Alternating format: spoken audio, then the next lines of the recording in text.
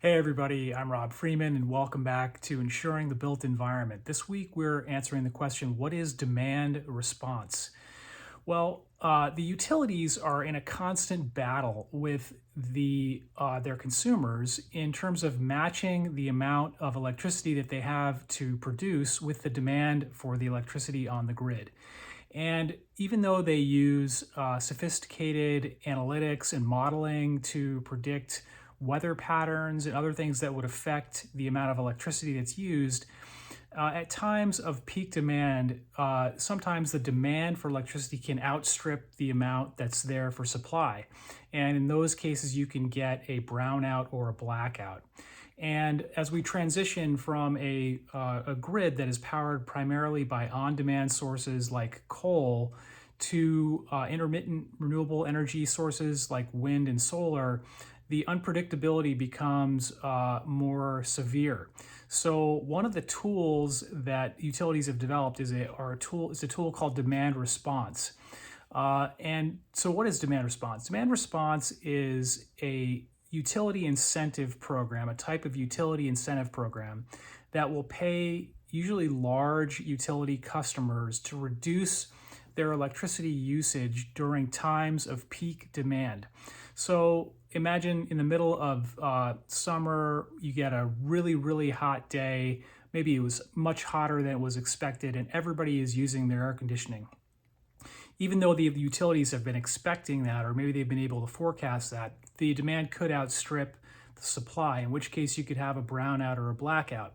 So in order to avoid having to create new capacity to meet that additional demand, that spike, the utilities will pay a large office building or some other large predictable load user of electricity to reduce their electricity usage during those moments. And when they predict that that type of event's going to happen, they will call what's called calling a demand response event. They'll call a DR event.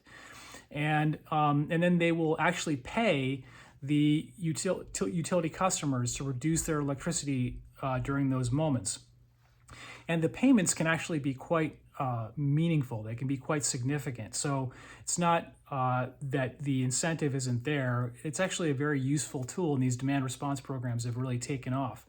So as a tool, demand response is a very valuable tool for resilience for the grid. And actually below the video, I link to an article where you can look at, there's a list of all the demand response programs in the US. You can see if there's one in your area.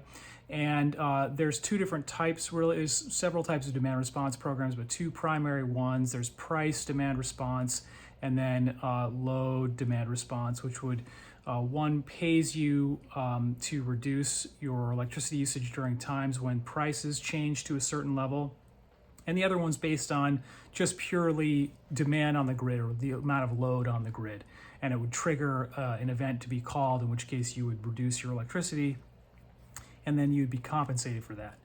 So in a nutshell, demand response programs are a useful resiliency tool for the grid as we transition from a fossil fuel generated grid electricity environment to one that is using more renewables. And also in the article, I go into how you can use energy storage systems to reduce the cost of electricity by also participating in demand response programs. You can do something called peak shaving that can help reduce your utility costs pretty substantially over the course of a year. So anyway, that's it. Demand response programs are really useful in terms of what we're doing in terms of the transition from fossil fuels to renewables and on-demand sources of electricity to intermittent ones. And yeah, that's it. So hopefully this has been useful. And if you have questions about your insurance for renewable energy projects or anything else in that regard, please feel free to schedule an appointment with me at the link below this video. Thanks again for watching and have a great day.